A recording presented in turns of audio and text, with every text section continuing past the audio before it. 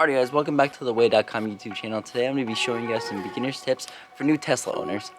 Let's do it.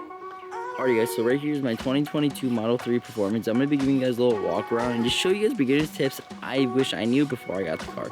So the first thing is going to be opening up the door. You're going to push in and pull out, and that's how you open up the door to your Tesla. So now that you're inside your Tesla, something to know is to open up the door, it is this button. Whatever you do not want to pull this latch. This is your emergency latch, and you have a chance of shattering your window because of that.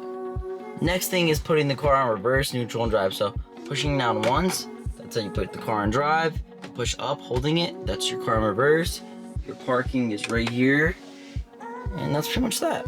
So with Teslas, they try to keep away as many buttons as possible, and to turn on your AC, you're gonna go here, and this is how you adjust everything. You go to right here, say drag your heat, AC, auto, and everything's all over here.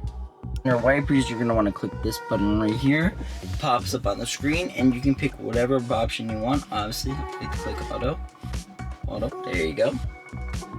If you're really just trying to chill on your Tesla and you want to keep the acceleration pretty cool, you go to pedal and steering, and you put chill, and this will honestly just slow down the car by night and day difference.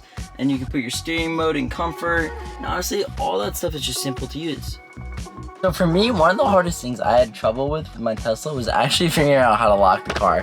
And believe it or not, you're gonna want to go right here. That's how you lock your Tesla. It's so small that it's honestly really hard to see. And finally, I guess the last thing I can show you guys is just how do you open up your charging. And we're gonna want to go to your Tesla little button over here, go to your charging, open up charge port, and then your charge port will be open.